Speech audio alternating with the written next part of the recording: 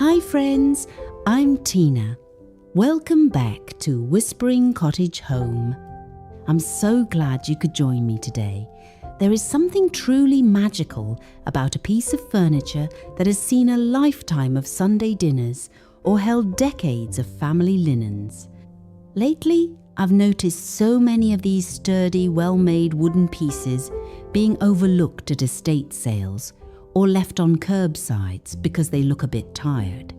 But here at the cottage, we don't see old, we see potential. Today, we are talking about old furniture rebirth. We're going to explore how to take those worn wooden finds and breathe a romantic, vintage soul back into them, ensuring they look like they've been in your family for generations, rather than something bought off a showroom floor yesterday. Before we get our hands dusty, I have a quick favour to ask. If you enjoy finding beauty in the forgotten and creating a home that tells a story, please consider subscribing to our little community here. It helps us grow our circle of friends. And tell me, do you have an old furniture rebirth story of your own? Maybe a wobbly chair you saved or an old sideboard you've been meaning to fix? I'd love to hear about your projects in the comments.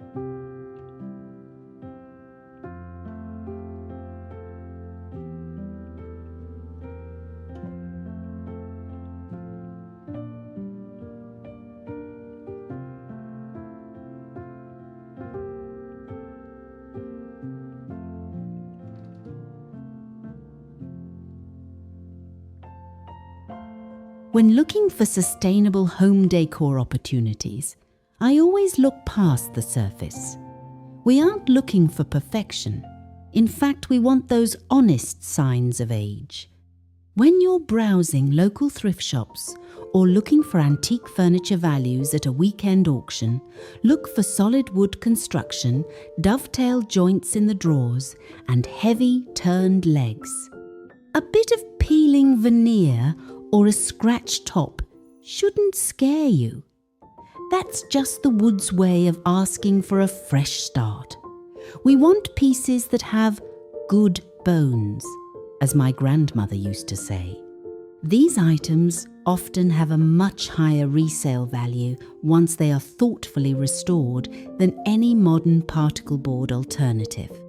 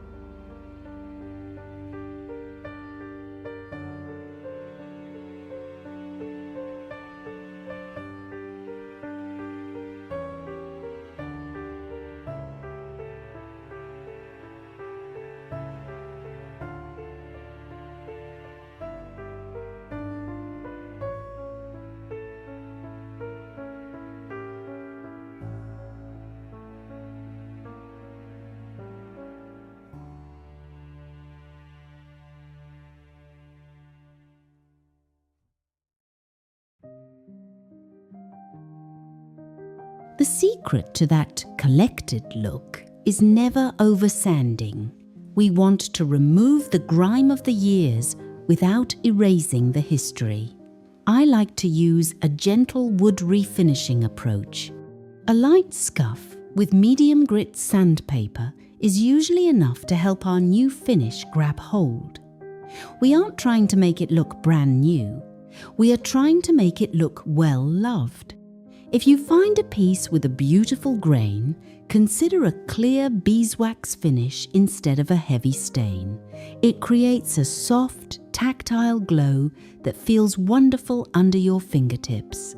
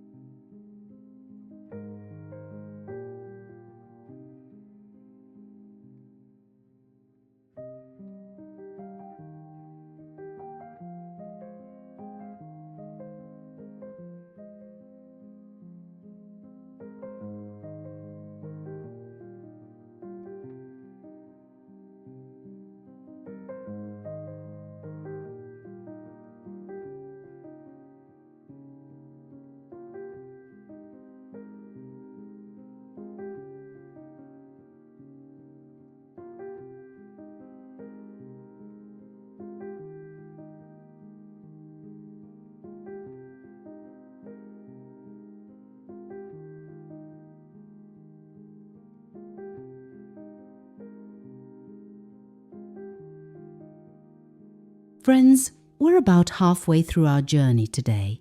Are you planning a makeover soon? Is there a specific room in your home you're trying to bring that romantic cottage vibe to? Let's chat in the comments. I find so much inspiration in your ideas.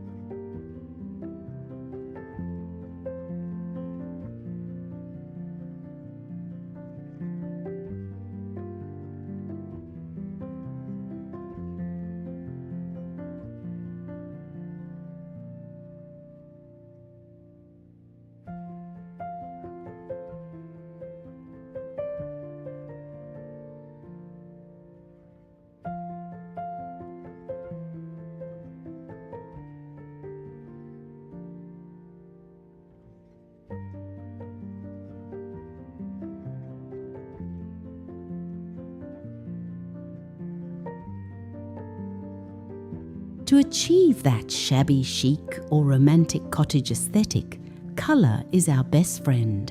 move away from harsh whites.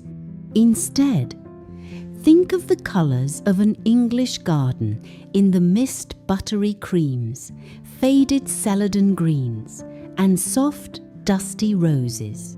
Using chalk paint or milk paint is a fantastic way to get a matte, velvety texture. These paints are often eco-friendly home products, which is a plus for those of us who care about our environment. When you apply your colour, use a natural bristle brush to leave behind just a hint of texture. This mimics the hand-painted furniture found in old French country houses.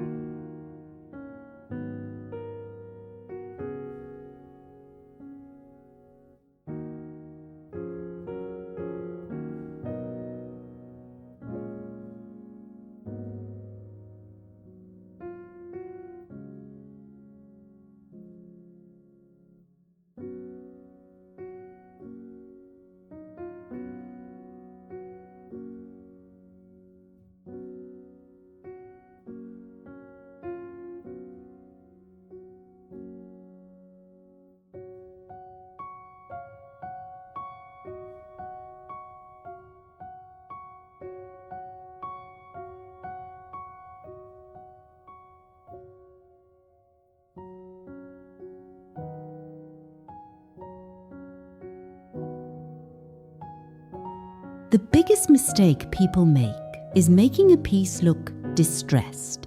in a way that looks intentional. Real wear happens where hands touch around the knobs, the edges of the table, or the feet of a chair. Take a fine sanding block and gently rub away the paint in those high-traffic areas. This creates a vintage interior design look that feels authentic.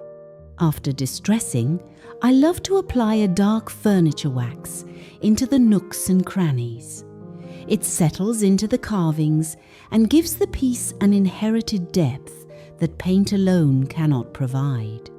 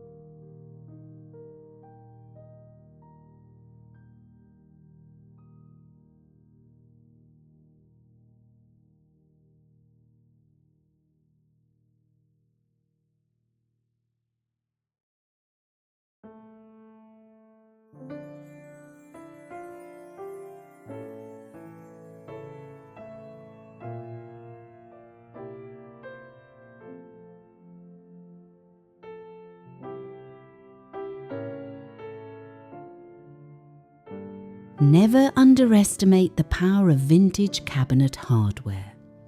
Swapping out boring modern pulls for reclaimed brass handles or porcelain knobs can completely change the personality of a dresser. Think of it as adding jewelry to a beautiful dress. And finally, styling. A collected home isn't cluttered, it's curated. Place a hand-stitched linen runner over your rebirthed table. Top it with a weathered ironstone pitcher filled with garden roses and perhaps a stack of leather-bound books. This creates a scene that feels tranquil and inviting. As we wrap up today, I hope you feel encouraged to go out and find a diamond in the rough. You don't need a massive budget to have a home that feels rich with history and romance. You just need a little patience, a bit of paint, and a lot of love. Thank you so much for spending your time with me today at Whispering Cottage Home. Don't forget to like this video if it sparked a bit of creativity for you, and subscribe so you don't miss our next gathering. Until next time, keep finding the beauty in the old and the gold in the everyday. Goodbye for now, friends.